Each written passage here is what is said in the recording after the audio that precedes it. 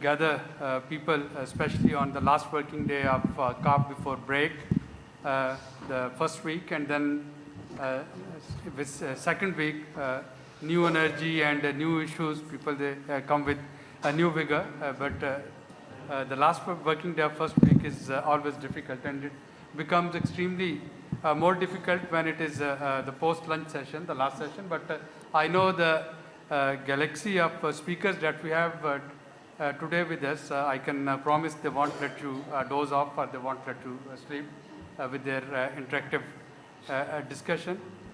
We are talking of just energy transition in South Asia. My name is Abid Suleri. I'm representing Sustainable Development Policy Institute, Pakistan. Next to me is Dr. Edmond Fernandes. He is founder and CEO of CHG Group India. Next to her is Ms. Saraswati Singh, Indian Youth Climate Network, and next to her is Mr. Shashtant Patra, CEO Development Alternatives and Indian Micro Entrepreneur Development Foundation, India. We're waiting for another guest from Bangladesh, Dr. Mukhlisur Rahman. But I was telling you that today we are going to talk of just energy transition and its challenge and transformational opportunities. Now, you will be listening from experts directly, but what I feel in the discussion between phasing out and phasing down, most of the countries in developing world, and especially so in South Asia, they have to think of cost of transition. So whether you ask us for phasing down, or you ask us for phasing out, or you ask us for phasing out the emission of fossil fuel, the one thing that comes in our mind that is, yes, extremely important, but then someone would be paying the cost of transition. Now, in our socio-economic setup, we find that due to inequity and inequality, very often that cost has to be borne by those segments of society which are already excluded or marginalized, are not able to catch up with the mainstream due to the inherent structural inequalities which are prevalent in all South Asian societies and all South Asian countries in some way or the other. But then if you flip this argument, the second argument is that the fossil fuel is becoming expensive day by day.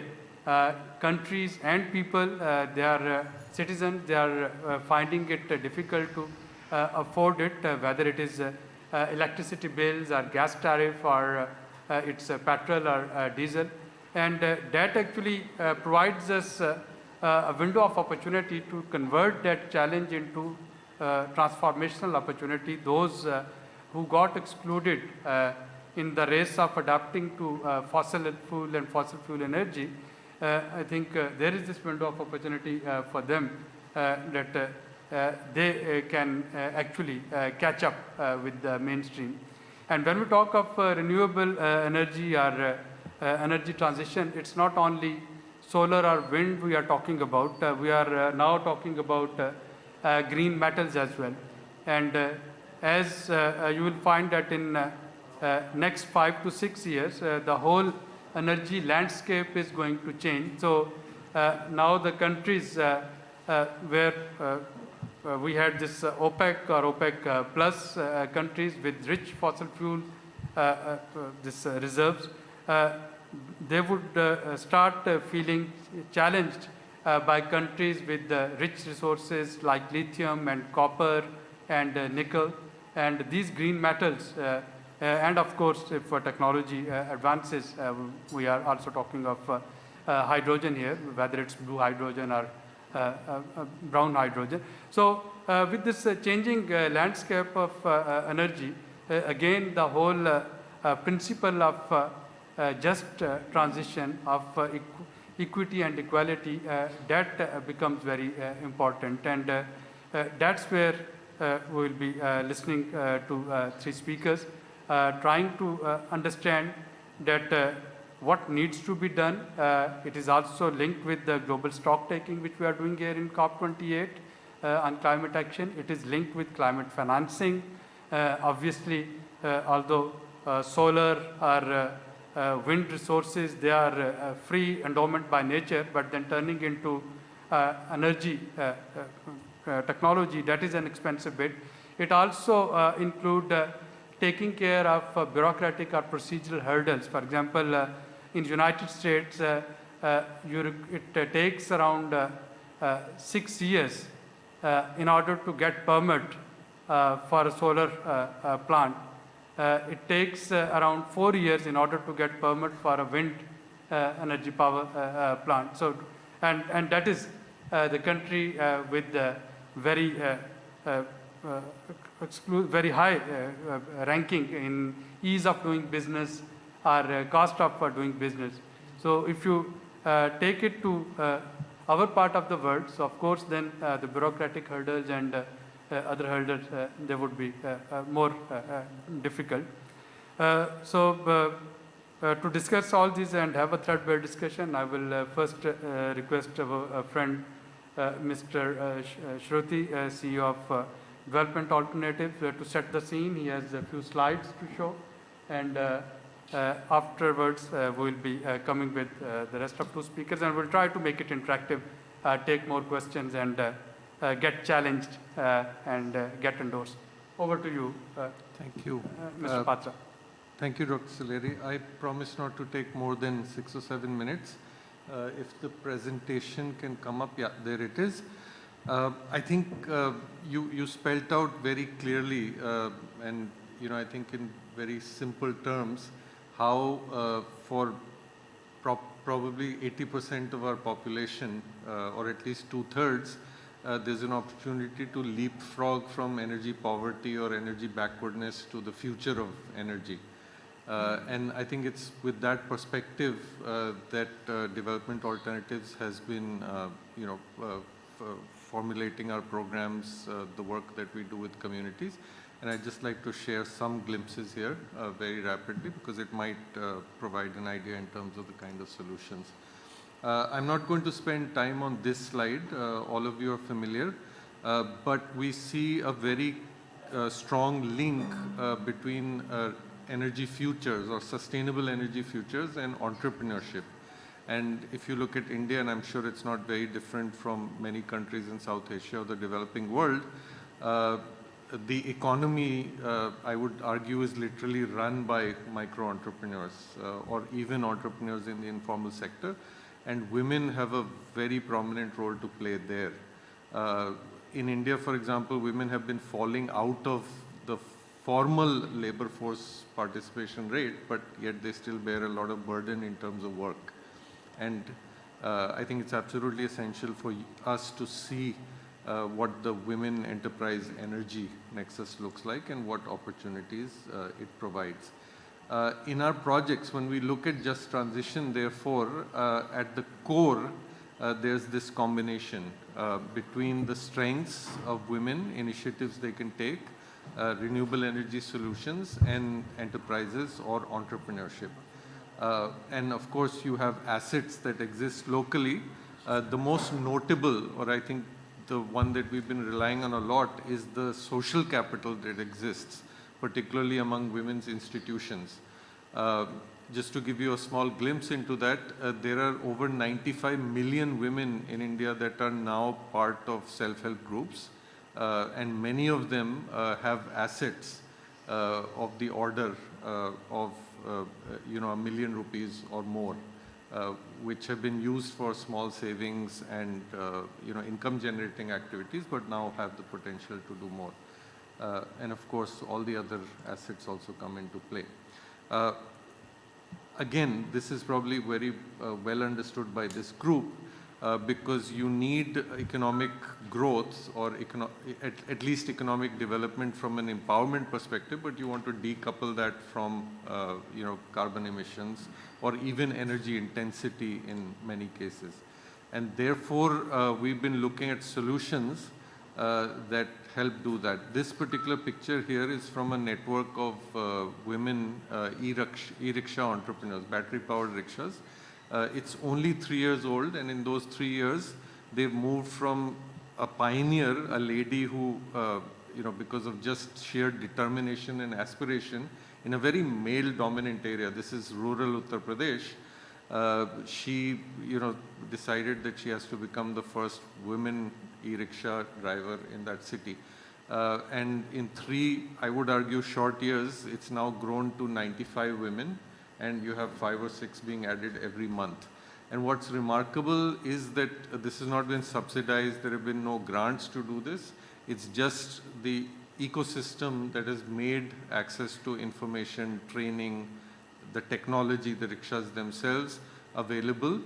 And it's got to a stage now where they've formed their own institution of women e-rickshaw operators. Probably better known, we also have done some pioneering work and run solar microgrids and have focused a lot on the innovation end. Our microgrids are now anywhere between 7 to 9 years old, where I think the key, unlike many other solar power operators in India, is that we focus on how do you put money into people's pockets instead of treating them as consumers and trying to figure out how you would charge them. I mean, we get paid obviously for the electricity that we supply, but the service is oriented towards being an enabling tool for people who need electricity for productive applications. And that, I think, difference in perspective has led to a lot of very good results. And then again, we're looking a lot now at how women's collectives can, as an institution, become a driving force in the transition from fossil fuel based electricity, the little that is available, to renewables, but also become the starting point or the launching pad for a much wider economic empowerment process. With funding from HSBC, the bank, this is one project. We're looking at energy collectives. We call them Shakti Samudayas, Shakti Kendras, which become production centers, and then Shakti Mart, which is much more service oriented and disaggregated across clusters of 3 to 5 villages. And in this way, if you put technology, finance, institutions, and I would argue most significantly the strengths that exists among women in local communities, we see how that transition can be made towards more meaningful impact in the lives of people who have been at the receiving end of or been marginalized in terms of access to energy or other resources for socioeconomic development. So I'll stop there for now. Thank you very much once again for this opportunity. Happy to discuss any points that are significant. Thank you. Thank you. Pat, I'll come in second round to you about looking at some of the examples that can be replicated across other parts of South Asia. So you highlighted, for example, the women empowerment through electric rickshaws, the three-wheelers, and some others. So we'll try to understand that what can be learned from these success stories and how they can be replicated in other part of the world. But before coming to that, I think we also need to highlight another very important aspect, and that is linkages of health and climate change. Of course, health and climate change often remained an ignored dimension. Thanks to the host country this year that they included one stream in this negotiations and also allocated some funds for it.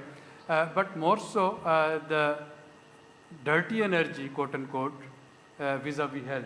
So we have seen in South Asia, while women burning biomass, and I'm using the word women because men very rare. It's very rare to see any men there working in kitchen, which they should do, and women, they have to face the brunt of this dirty energy. But one can see with all this smoke and all the fuel emission, biomass emission, that they have been inhaling since ages, and no one perhaps have highlighted the linkages in the manner in which it should have been. I know there are quite a few studies, but at global level or at regional level, we don't highlight it, and that's where I would like to pick the brain of Dr. Edmond. Dr. Edmond, you have been working on these issues, and perhaps you can simplify this story for us.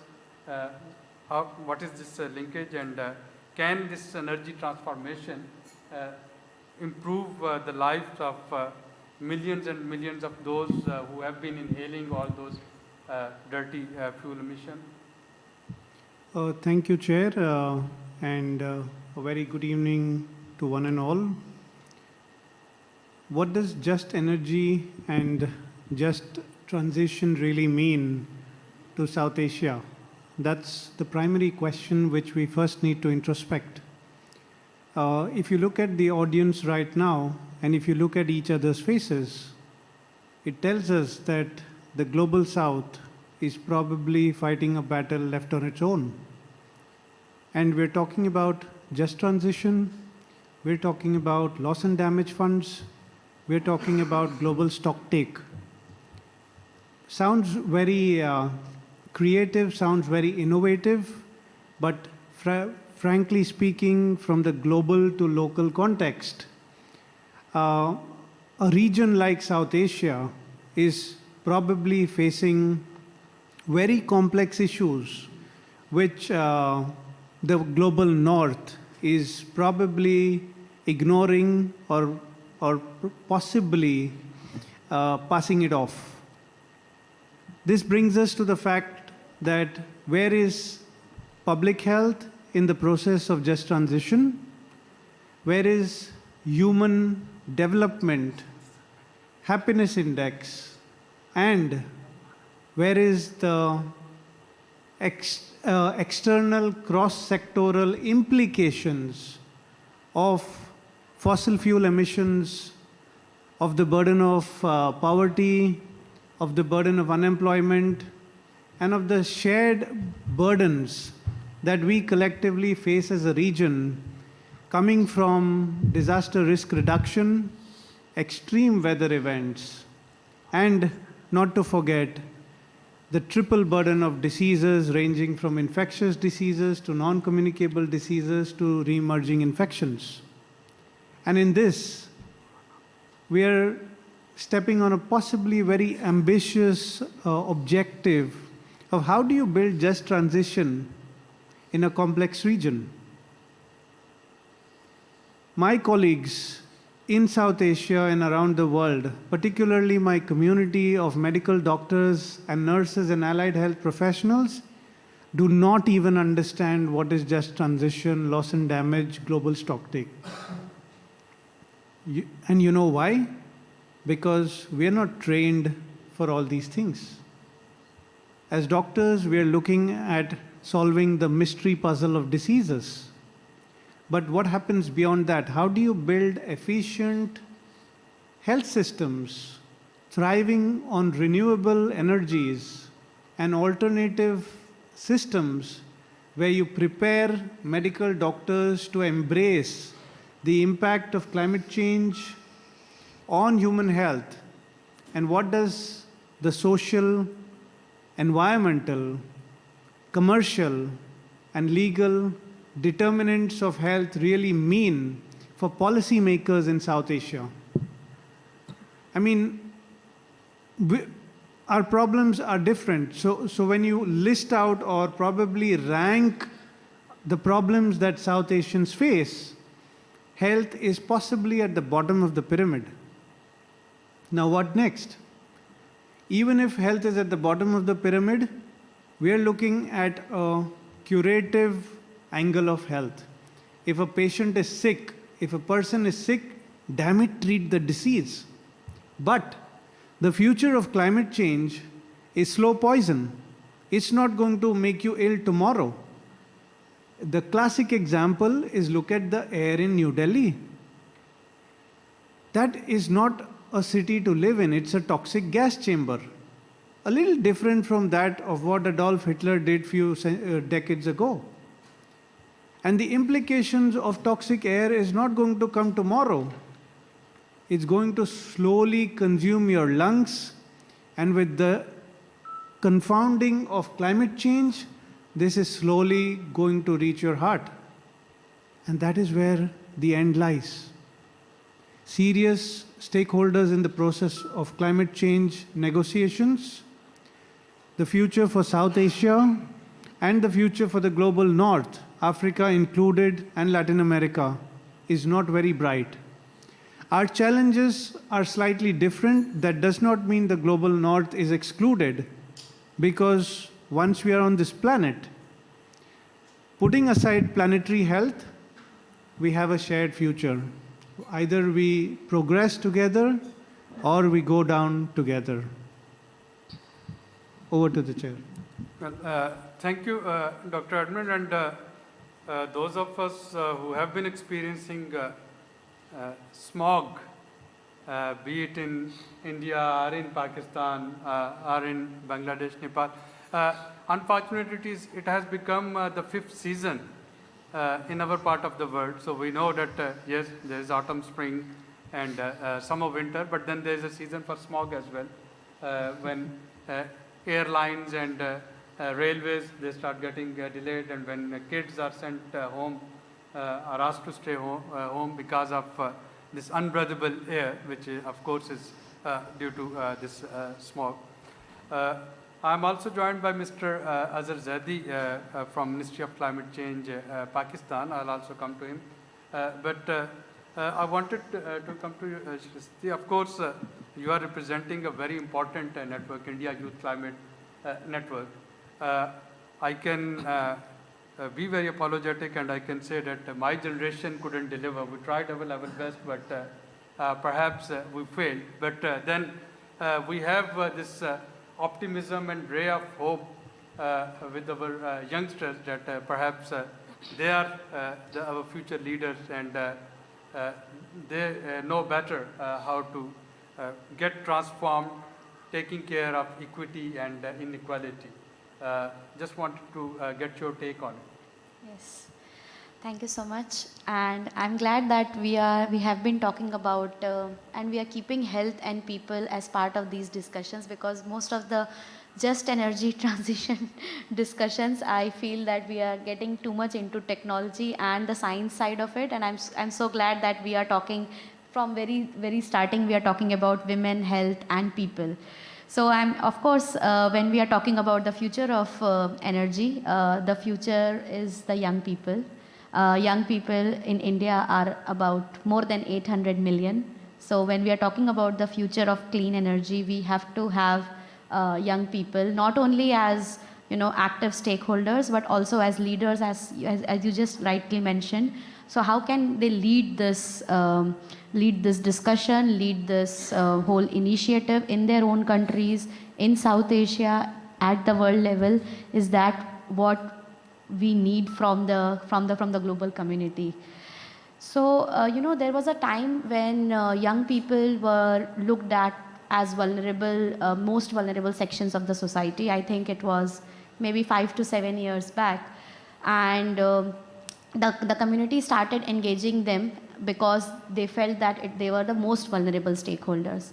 It went on for 2-3 years, and then there were a lot of platforms which were created. It was very much into the policy mechanisms as well. UN had identified them as a vulnerable stakeholder, and then we started creating these engaging platforms. Then slowly it went into the empowerment mode, where there were different thematic areas, there were different young people, innovations and solutions which were being recognized, and they were getting empowered, and they were able to come up with their ideas and innovative solutions, and they were able to again bring back to those platforms. Now I think, and it's a very critical time to equip them with tools. And by equipping them, I don't only mean capacity building in terms of, understanding of the local dynamics, understanding of the local energy needs, but also the global, the global, work streams in terms of policies. And as also you mentioned, there are many people who don't even know what is a loss and damage fund, what is a covered decision. They really don't know. So capacity building from the local side of it, and it goes up to the global level. And very importantly, the financial tools. So when we are equipping them with these kind of resources, and we are giving them access to various spaces, it is very important to support them with financial mechanisms and solutions, so that they are able to participate in such platforms. If we are counting young people as active stakeholders in this whole discussion, we are looking at them as future leaders, future of any country, or globally, or as part of the future energy, future clean energy dimensions as well. We need to provide them with finance, and we have our delegation here, and I know it was so difficult for us to go get those financial support from our country. Of course, we have been exploring various other resources on how this could be done in a more efficient and easy manner. But that is again I would say a second priority. But the priority for the finance is more or less from at the local level as well. So with that, actually, I feel even Indian Youth Climate Network had co-partnered and had hosted the local conference of youth, which was giving young people a platform to build their own capacity, share their stories, share their challenges. And as part of that local conference, we were also bringing the local whatever knowledge and stories were there, but we were also connecting it to UNFCCC work streams, because all these years since IYCN inception has happened, this disconnect has been really very clear.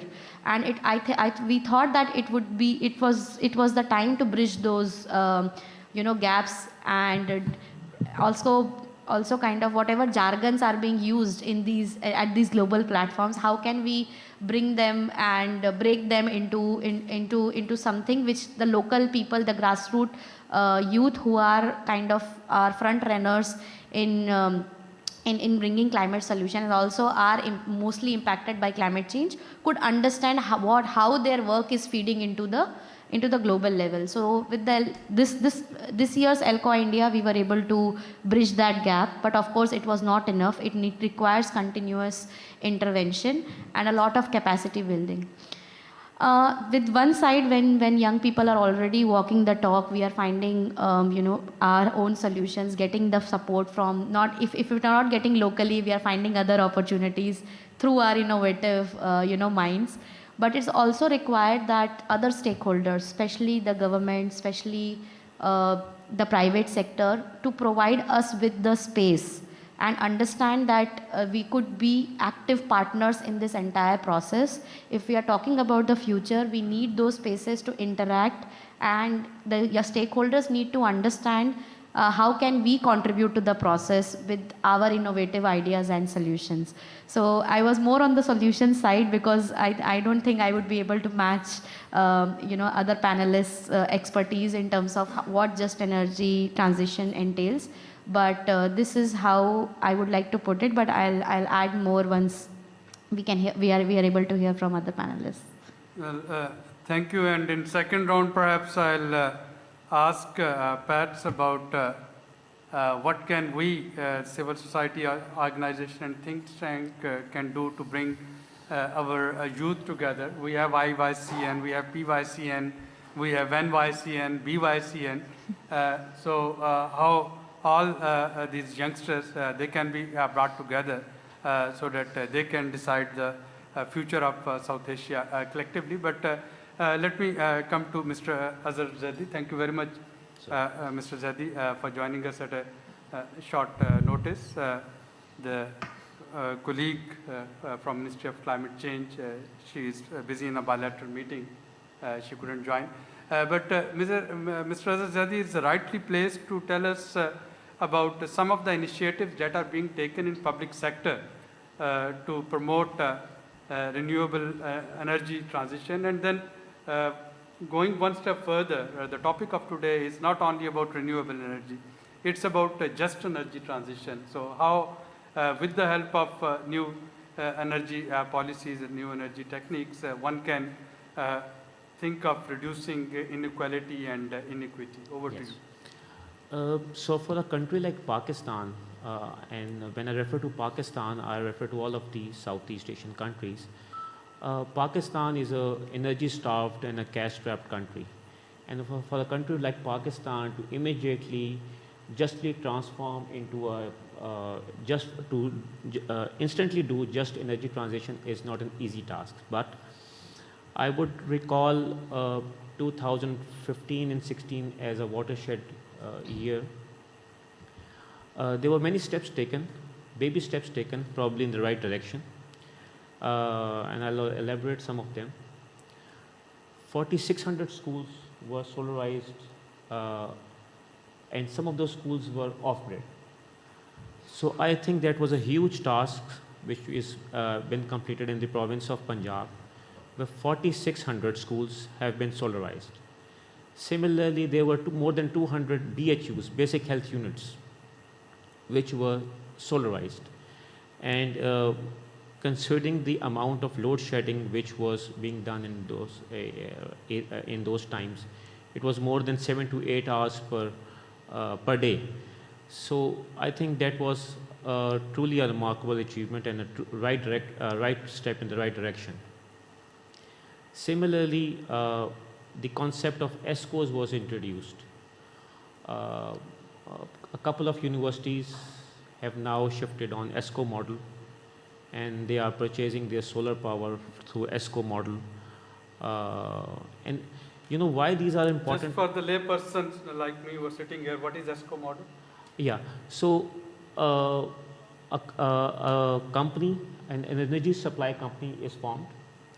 And since the public sector, the government was unable to provide for the electricity, so an ESCO was formed, an energy supply company was formed from the private sector, which supplied a renewable electricity to that particular institution, which was a huge success. And now that ESCO model is being replicated. This distributed renewable resource, renewable energy is being replicated across many areas in Pakistan. Similarly, since there's a lot of off-grid area in Pakistan, so for this homemade solar solutions, home solar solutions were provided. So why I am elaborating it was because it's unable to comprehend in these times that a school can exist in an off-grid area. Similarly, recently we have just passed our first national adaptation plan. I think it's the first country in the region to adopt a national adaptation plan. We have come up with a renewable policy. We aim that by 2030, which is also reflected in our NDCs, 30% of our power would be generated through renewable resources. So I think a lot is being done, a lot needs to be done even for safe water drinking power. We establish an authority, and all the plan is to convert water filtration plants on solar energy. So I think a lot needs to be done, but the realization is now there that we need to shift, particularly when we are cash strapped and we need to take off our reliance of the imported fuel. So the concept of this renewable energy is automatically creeping into our policymakers' minds. Thank you, Zadi Sahab. And just to add, for South Asia, especially for Sri Lanka, Pakistan, and we are part of 55 other countries who are struggling with their debts. I think the concept energy transition, it becomes even more important for us because we spend our very hardly earned dollars to import fossil fuel. Now, there is a saying that every dollar saved is a dollar earned. There's a limit to what one can earn, but then, of course, I can see that apart from this environmental and climate change push in some parts of the South Asia and broader, there is a financial push as well to go for renewable energy, and then of course when we're talking of going for renewable energy, reducing the cost of providing energy. I don't know if you have noticed or not that 2024 will be the year when more than half of planet's population will go into elections. So 4.5 billion citizens of the world in 72 countries, they will be casting their votes. And cost of energy, price of energy everywhere, starting from the largest democracy of the world, India, to the richest democracy of the world, United States, cost of energy has been a political issue. Now, how to reduce it and how to make it more equitable and more access in the marginalized group, that would remain a challenge, and I think that's where this opportunity is. But before we discuss it, let me come back to Pats.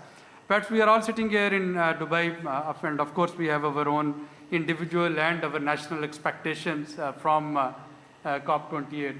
So what is your expectation from the draft on which we will start looking at these heavy arguments and tension developing in next week in the run-up to finalization of this Dubai summit?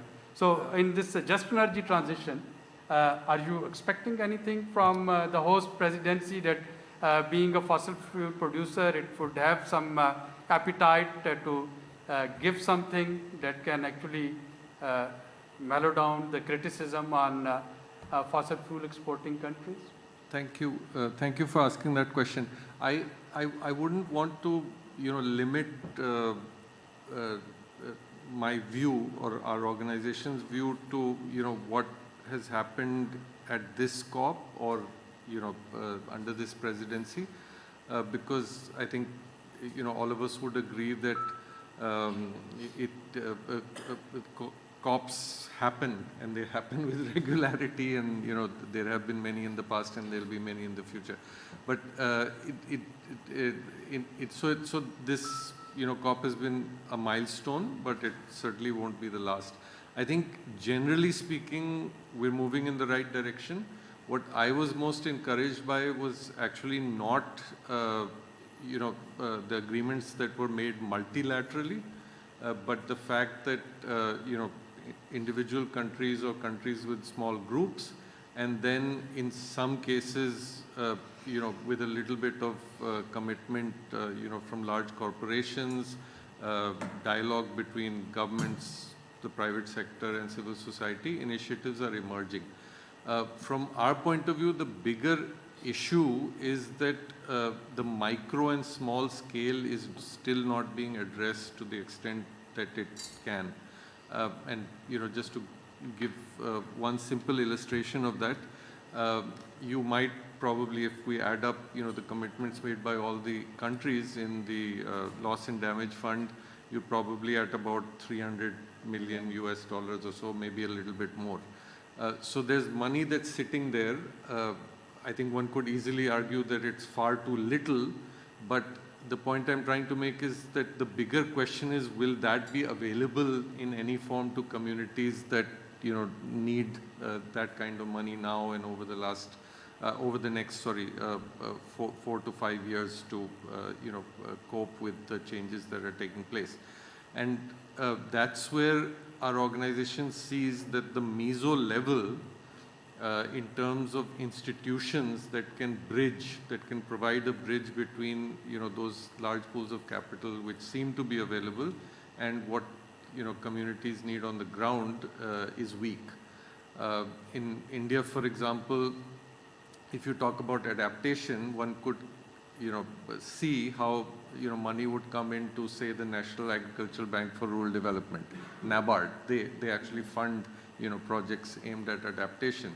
But then the tendency for that to get into schemes, right, and for those schemes to be implemented through a, moderately, if not, significantly bureaucratic process, would mean that, again, the kind of pace that you need, etc., would get frittered away.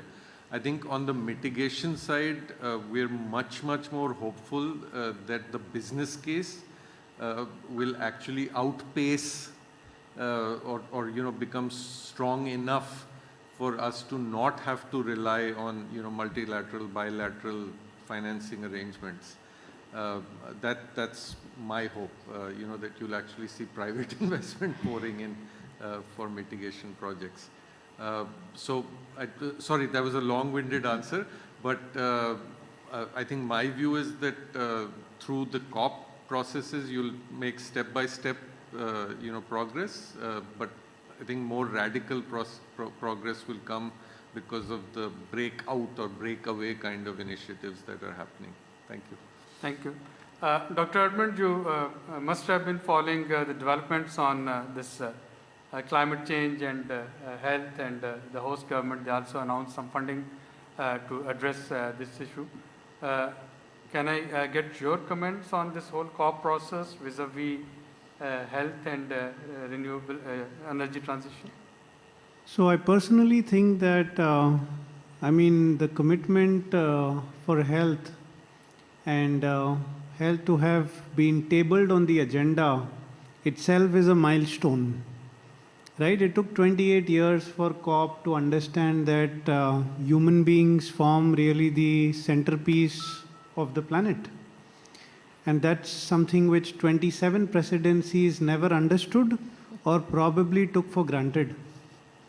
So in terms of a journey of COP, I think the presidency has delivered. Whether it has delivered little or too much remains a matter of interpretation.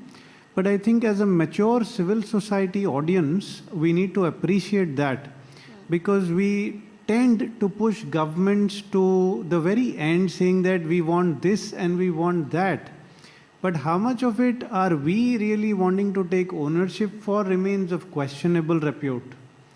Secondly, different countries have stayed out of signing different declarations for both diplomatic and strategic reasons. Now, if I look at somebody not wearing a civil society hat, but if I look at somebody who's been in the engagement of diplomacy, or probably if I look at somebody who views things from an angle of a medical doctor, we still have a very long way to go. I mean, you look at COP28, there is no pharma representing here. Where is the big pharma today? Aren't we all consuming poison right from paracetamol to injectables and vaccination? The next question I want to also float, which none of us have ever talked about, is the element of radioactive waste. You have radioactive computerized CT scans being done. Where is this waste being dumped? How is this energy being renewed? How is this waste being transitioned? How many hospitals are actually doing that? Where are the checks and balances? In an age where nuclear energy is talked about, where are we even engaging radioactive hospital waste? Occupational health.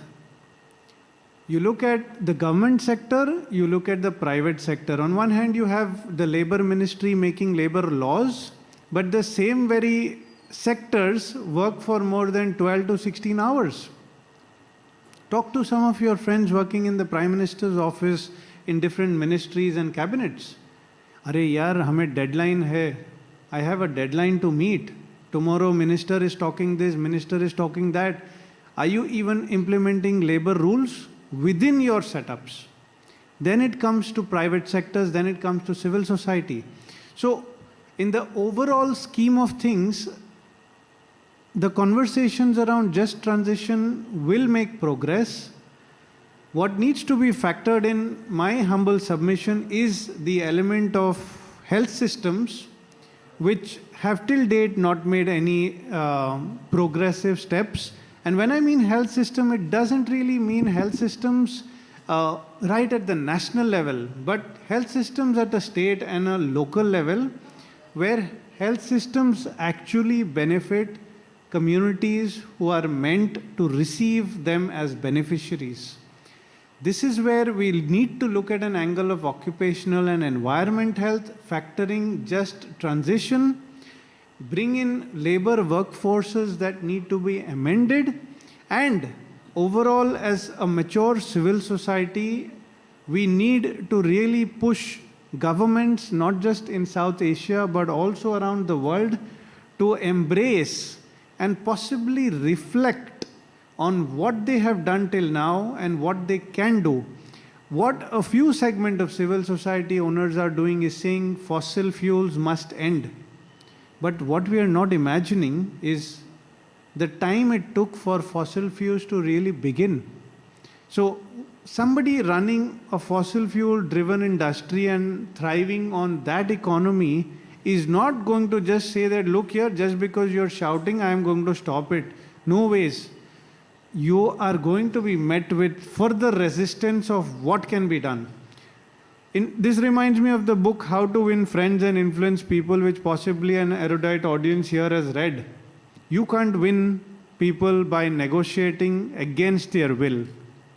You win them by bringing them to a common ground of negotiation. And that's where, as negotiators on the other side of the fence, they need to realize that. And probably we as stakeholders in this discussion need to step up our efforts. Thank you, Dr. Edmond, and I think that's precisely the reason that this whole topic of carbon removal and carbon capture and sequestration, that has gained importance. And those of you who are following the negotiation stream must have noticed that the certain countries, they haven't signed the tripling of renewable energy commitment. And if I look at the text proposed from Saudi Arabia, it's calling of phasing out of fossil fuel emissions, not phasing out of fossil fuel. And of course, they have their reliance on technology, that perhaps technology can be advanced to a level where this carbon can be removed and sequestered and captured, so that the harmful emissions, those can get reduced. But coming to you, Shirishji, this afternoon I went to Green Zone and I could saw the demos by youngsters. So I know that, as I said, full of energy and coming up with various demands. So among all these demos, is there some demand for just energy transition from the youth groups? And if it is, what exactly are you asking for?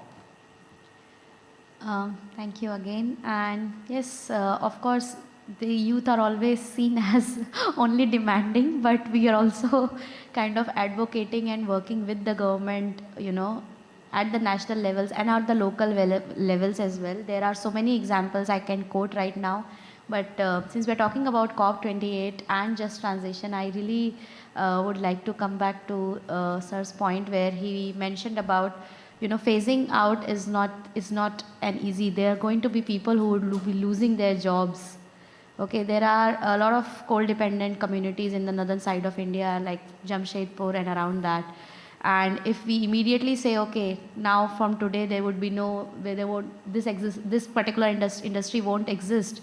I mean, how are going to they survive and live in this already changed climate?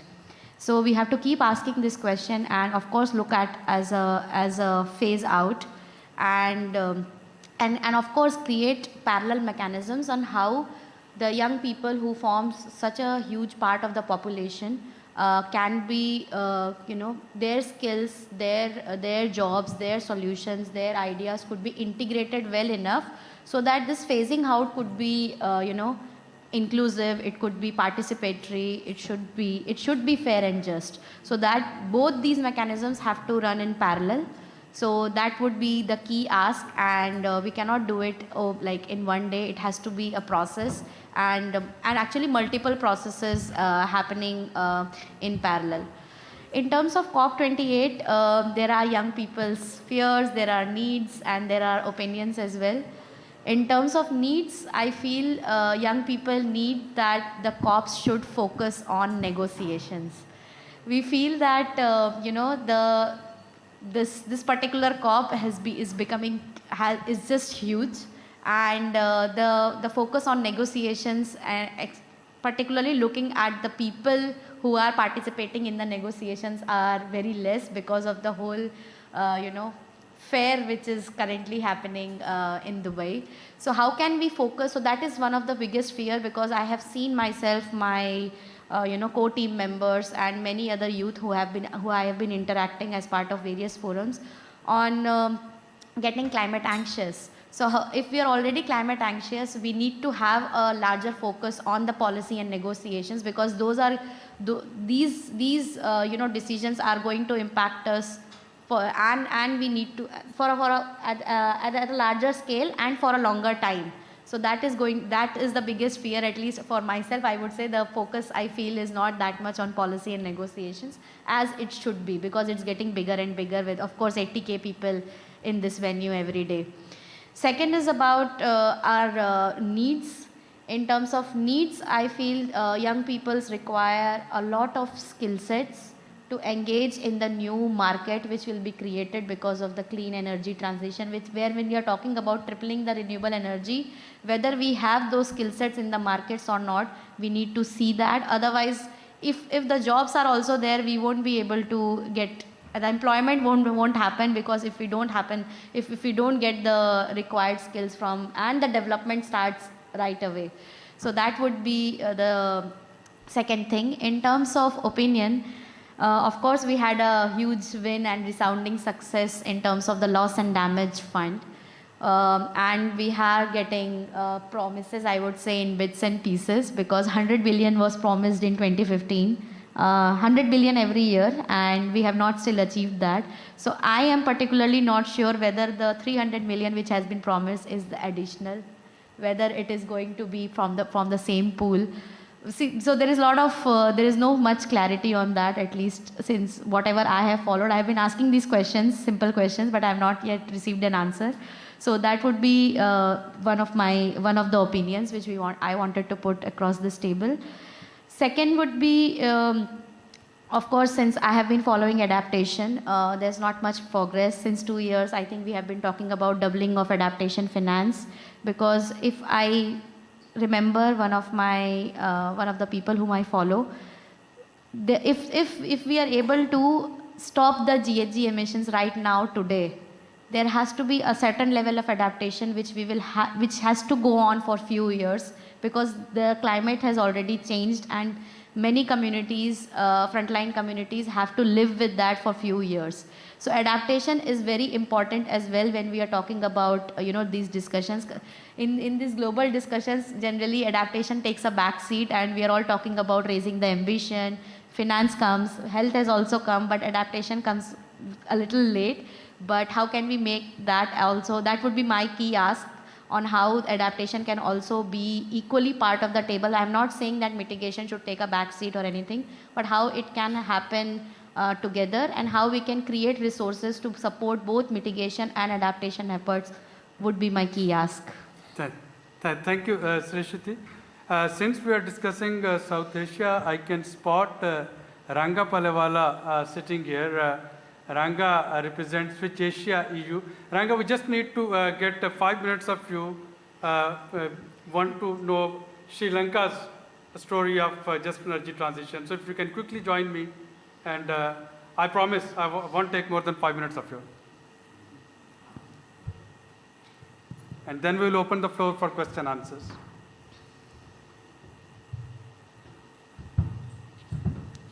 Shall I start us Yes, with the please. story? Yes, yes, The yes. story is that when you go to a wedding as an invitee and suddenly you ask, the bride is not there, can you just replace the bride?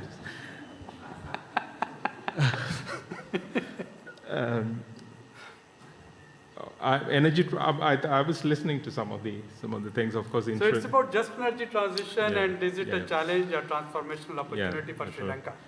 Yes, of course. I think everybody knows the economic hardship that Sri Lanka underwent in the last year. And of course, we are not out of the issue. Of course, we have been bouncing back to better position, but it doesn't mean that we are out of the crisis. So one of the, it triggered to a kind of a movement or a crisis. Number one was energy, because Sri Lanka is a country that depending 100% fossil fuel, importation. We don't produce a single piece of coal or a single piece of drop of oil. So we are depending on all imports. And when you are in an economic crisis, the first hit was the energy supply, the energy imports. The flip side of that particular story gives you the other side of the coin, which is that means it has a huge economic implications to the country. So if you gradually moving out of the current energy mix that you have, the primary, secondary as well, that it will have a significant economic gain to the country. So stronger local economies mean, of course, I always believe that it contributes to a resilient economy, and of course it contributes. It doesn't mean that it automatically happens, but it contributes to just transition as well. So, so that's the strongest case that we have in Sri Lanka. But on the other hand, I was just thinking, what are the other things we have? I think for the just transition, we are missing another big element, that is the technology and innovation. Because the reality is that we are talking, we are articulating, and we are preparing strategies based on the current technologies and cost, etc., energy transition pathways. But even if you think with the current technologies, proven technologies, the amount of investment you require, forget about just transition, just to transit to that particular level is huge, right? If you add the just transition process, that means, of course, we need to go in a kind of a smoother pathway where you need more cost. So I do believe that it's a daunting task. So we need to have a kind of an ambition in terms of the technology transfer as well, technology development and innovation as well. So we need to think of a transition where we need to think of a technology transition as well. We can't do it with the current technology. So we can't forget about the innovations. Innovation is not renewable energy per se, but the innovations that will improve the energy efficiency. Probably you come up with alternative which you don't need energy, etc. So that innovation is important, and I'm always an ardent supporter of information technology, including artificial intelligence, blockchain, machine learning, etc. I think it looks like big words, but now it's coming to reality that can play a huge role. I do believe Sri Lanka is in a best position to do that, because the IT literacy is quite significant compared to the other one. My last point, which is not going to be liked by most of you, it's about the investments and financing. I'm not, let me cover my party badge. I am not a believer of NCQG. I'm not a believer of climate finance. We were talking about, you said it's 2015, we agreed the 100 billion. It was not 2015, it was first 2008, the 100 billion word came in the negotiation tables back in Poznan, and it came as a political target again in Copenhagen. And that money won't come.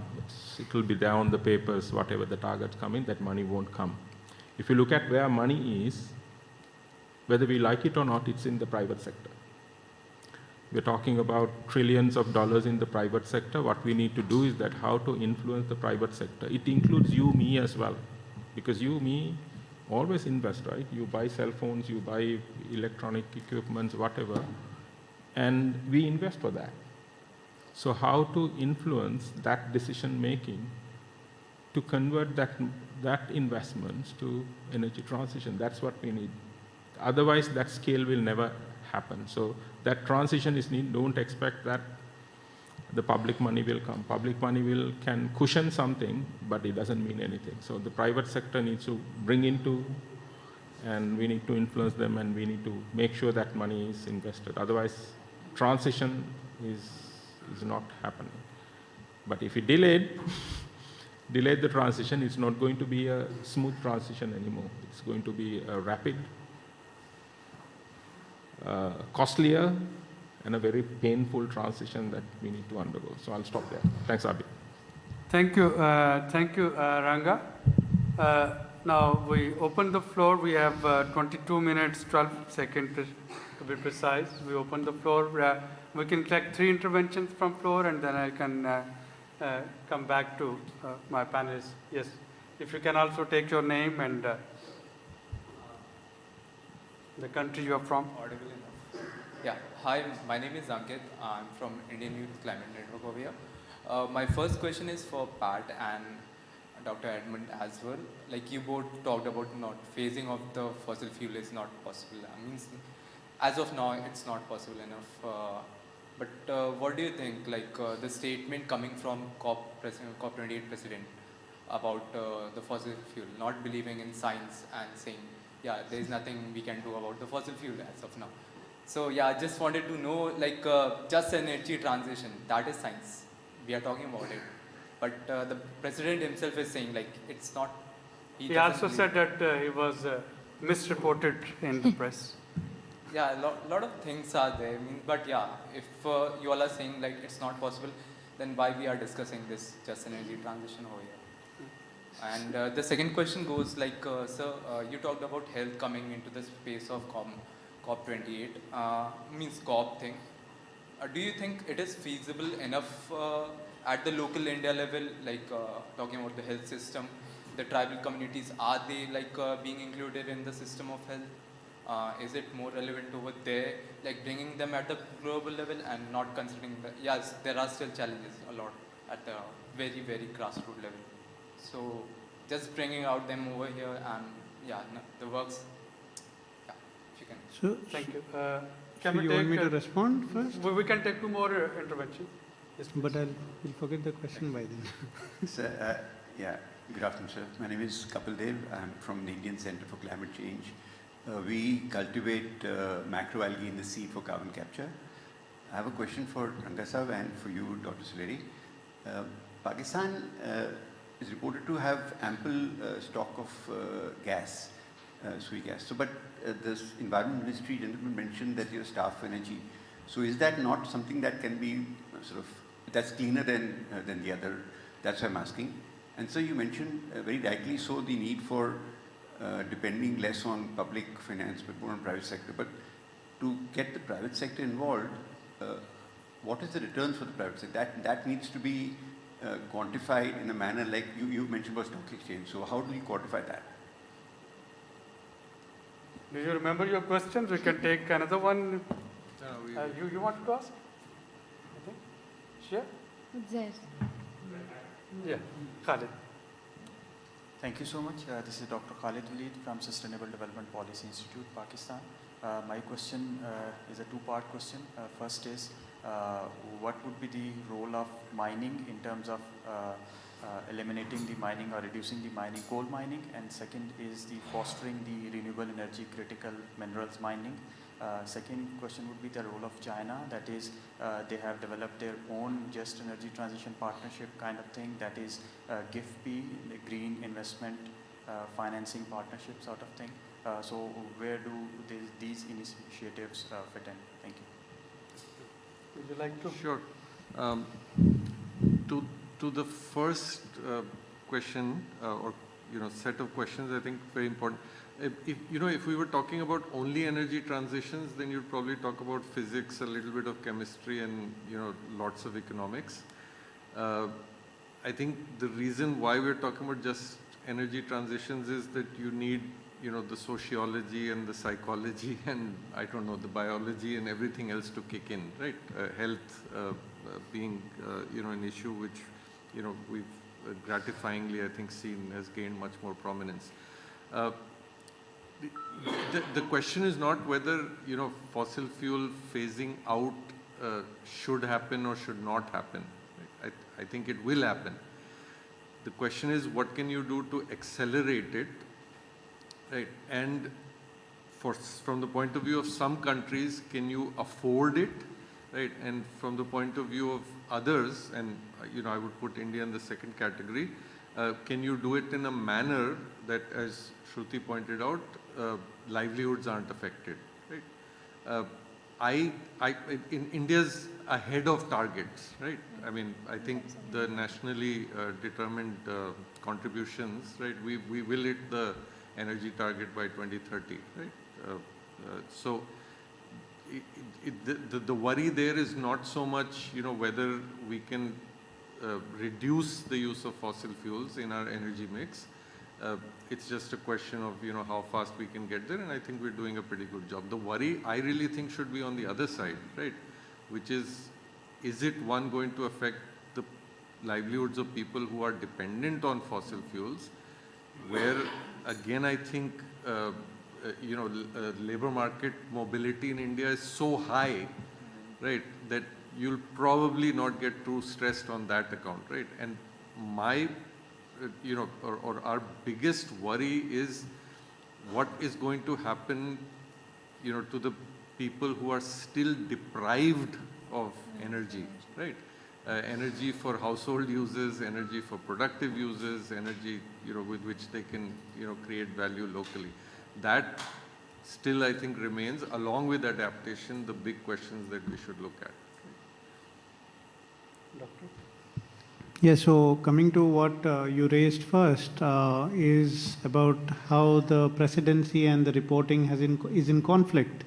So just to let you know that most of these decisions are already made, and what is taking place right now is just a theatric system of things where each country is presenting what it wants based on their leadership. So the negotiation dialogues would not alter much out here, as much as I understand. I mean, it's also said in all ancient wisdom that the best of decisions are made on dinner tables and golf courses, never on high-level meetings. And that holds true for even COP meetings. In terms of how you transition the health and climate space, the most motivating thing is we are an ambitious region. South Asia is probably both ambitious in terms of what it can achieve, what it has achieved, and in terms of what we are capable of. So there's no question of whether it will trickle down or whether it would include the tribal communities or those last mile kind of people who we feel are left out. What's important is how do you translate global to local positioning of all high-level dialogues and declarations, take it down to the last mile policy makers on the ground, and then implement it in phased manners.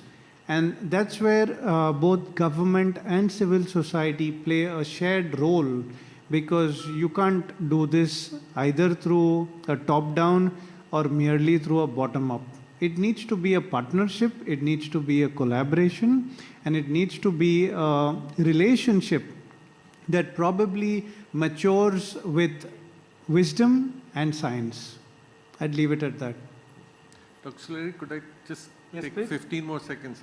I think it was Monday, there was a session that INEC had organized, and some of us were part of that session. It had, I think, a fairly profound title. It was Locally Determined Choices for Nationally Determined Contributions, right? And that opens up a whole world of possibilities, because you're not saying that the country will first decide and then everyone follows down the line, right? And solutions become prescriptive. But you're saying, at a local level, you can come up with many different ways of ultimately achieving, what we want to achieve. The question about how the private sector financing can come and whether there are any quantification Incentive. and about incentives. But in terms of the quantity, the quantification, I think the COP itself, the biennial finance assessment report, that if you look at how the by sources the financing is coming, definitely it's the private sources. That's very clear. And last time it's very interesting to see there's a special category they have tried to assess based on the party submissions and the consultations, the individual investments as a category of finance sources as well. So by looking at it, the public finance still plays a kind of a very minute role. Of course, I don't negate the efforts that we require to expand the public finance available for energy. That's quite important. But if you let's look at the broader picture. Let's just forget about the geopolitics and look at the simple science that we are talking. What the sixth assessment report is saying, what's the global, the emission gap report mentioning, what's the GST synthesis report is mentioning. Simple, one unified message. We are not doing enough.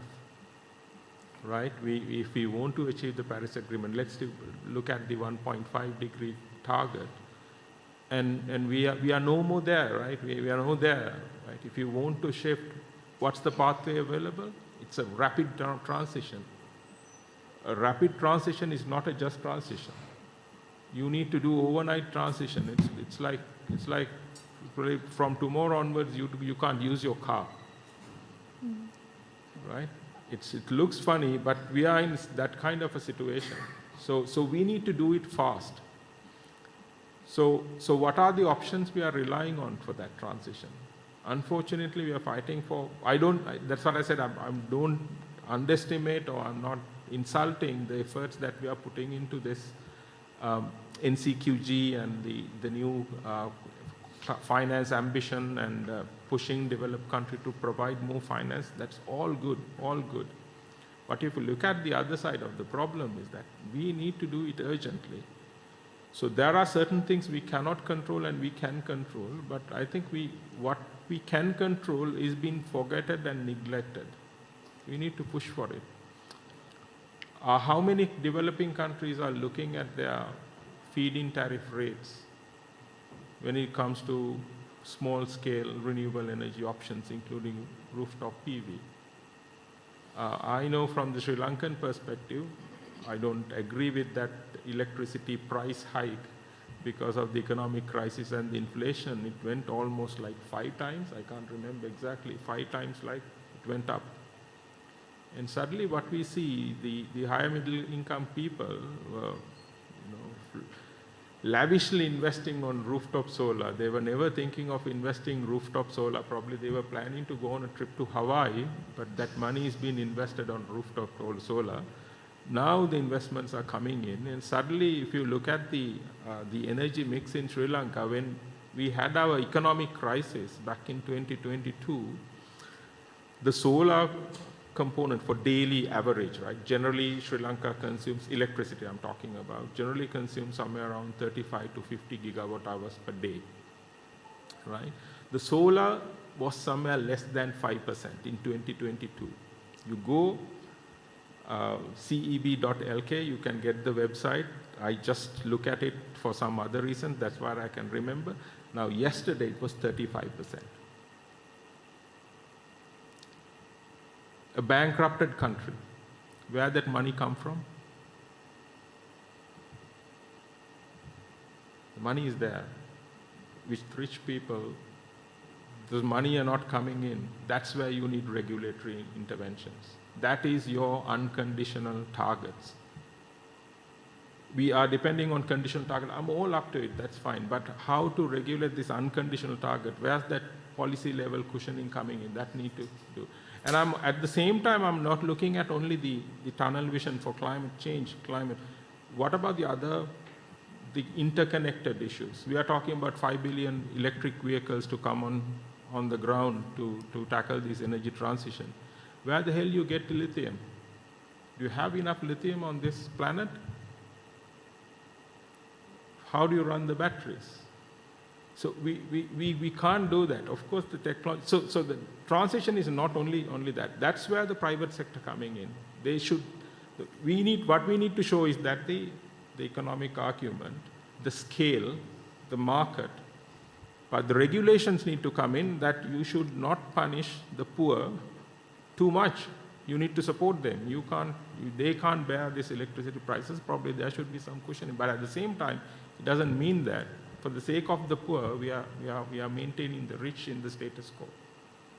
So the private financing can be mobilized with appropriate policy interventions and the regulatory measures. That's my one. So finance is there. That's my belief. Just quickly to you and gentleman behind you. It's the last round. I'm Shailendra Yashwant from CANSA. Very interesting panel, but to me it looked like you guys were talking about an energy revolution, about what's going to come, and not about just transition, which is what I'm interested in, as to what are we going to do with millions of workers in the dirty energy sector right now. Shri, thank you for raising the issue of also scaling up, our young people's abilities to go into the sector. So the question, and Ranga, to you also, when we speak of stranded assets as we invest in newer and newer coal plants, and we dig up, we are starting to clear more and more forests, but we talk about leapfrogging, and that Sri Lanka is at that place where it can leapfrog because it is going through this thing. But we need to address the issue of what happens to millions of workers who are currently, both old, young, who are currently employed in the dirty energy sectors. What happens to the coal mines when they are shut down? What happens to the coal plants that are, and their waste, that is all, including radioactive waste from hospitals, etc. So I think, when we speak of just energy transition, we need to keep that balance and not get lost in this debate of, I think there are two sides.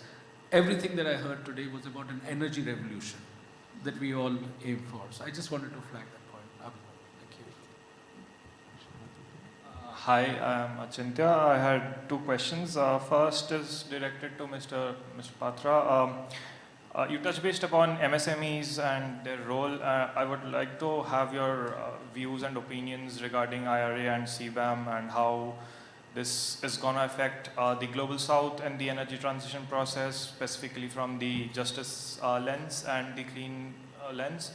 And second is probably for the entire panel, touch basing upon what was kind of misinterpreted and like a lot of I was wondering that, the GST mitigation track, there was a lot of negotiations that happened, but it was kind of unsuccessful to me because a lot of countries and parties, or what we say is kind of absolutely opposed the fossil fuel phase out, and a few took like a diplomatic route. And so what's your take on that, and would you care to answer in one word, as they presented like three options? One was fossil fuel phase out, phase down, and abatement. So what is each of your take on that? Thank you. I would like to comment. 1 minute each, because yes, we are very running quickly. almost. So 2-3 things together, because I wanted to talk about. So one thing which sir just mentioned, actually I remember, there is a ban on single-use plastics in India now, but we don't have alternatives. What are the side small jobs, small shops which which are offering tea? What will they do? And if we are getting alternatives, it should be affordable and available, readily available. It is not as available as plastics. So before phasing out or banning certain things, we have to create alternative mechanisms. Similarly, in just transition, as sir has rightly mentioned, before we talk about just transition. So how can we do that is one thing. Second, on Ankit's comment, I think we have moved beyond people saying words and making multiple pledges. Now with the policy also not working, I don't know where are we heading, because we have heard pledges, we have heard promises, we are hearing words which are later said that they have been misquoted. I think I'll keep aside all of it, and we are only here to see progress, and I don't think anything else matters to me. Thank you. So that's the last thing, and I want to put one question to sir, because he said that 100 billion is already in the policy and it's still not happening. It won't happen. So then why are we even discussing policies? So that would be my last question and last comment. Thank Yes, you. Pat? Yeah, very, very quickly. One, the question of, loss of livelihoods because of transition, and I'm sorry, maybe we didn't pay enough attention to it. We see that in the wider context of how many people need, secure jobs or livelihoods in India. You have 12 million people entering the workforce every year, right? And the people who would have to transition out of, say, direct coal-related jobs would be something of the order of 500,000, right? So that's another huge problem for us to solve, and they're interconnected. But I don't think we can come up with a limited or a focused solution only for people who will be transitioning out. On the question of MSMEs and whether things emerging out of the negotiations, etc., would have an effect. That's a classification problem, and again, it's very difficult to communicate. But the millions, tens of millions of entrepreneurs that we try to focus on don't even come in the micro enterprise classification, right? I mean, some people use nano, some people use grassroots enterprises. We have to understand that in the Indian economy, right, 83% of the businesses are still outside the formal economy, right?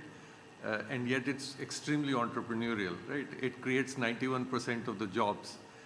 So I don't think anything that's happening here is going to affect those 83% for the next, at least 5 to 7 years, probably even a few decades. Right? Thank you, Pat. So I'd just like to give a quick response to Shailendra's observation, which was also very smart.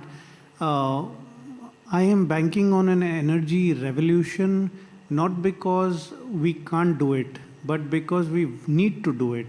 And in terms of where do we rehabilitate them, probably if we look back at the history of such workers and labor force, most of them are working in those sectors not because they enjoy working there, but because they have no other choice.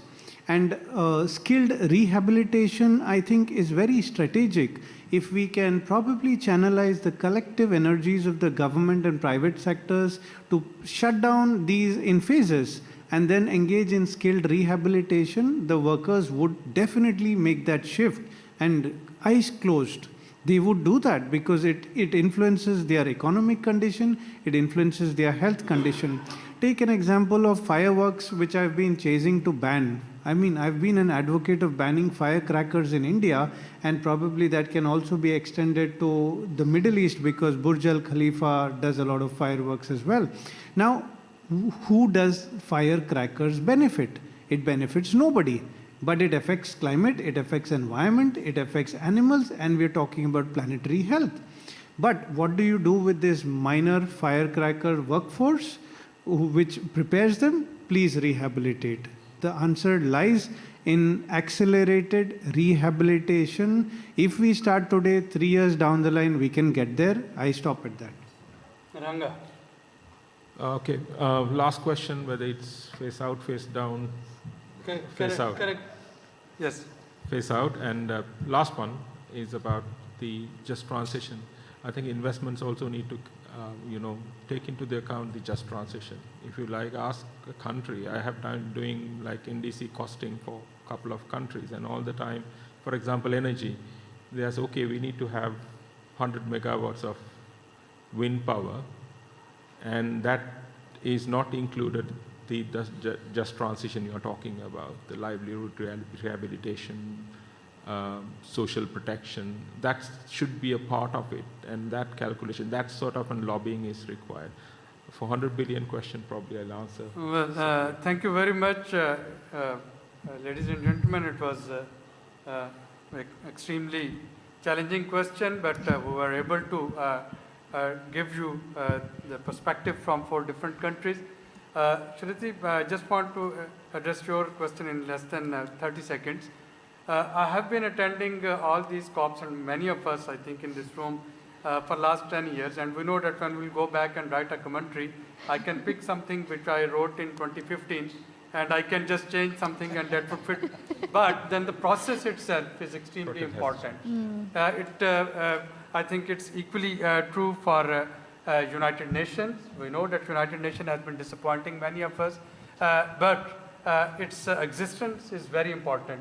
It is equally important for SARC. We know SARC is dysfunctional for last many years now, but its existence is extremely important. So there are many things in life whose presence doesn't make a difference, but whose absence makes huge negative effect.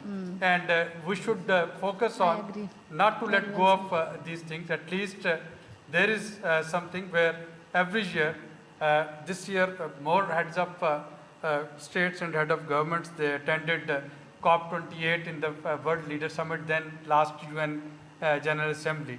And that actually shows you that why this forum is important. Thank you very much for joining us, and a round of applause for all that.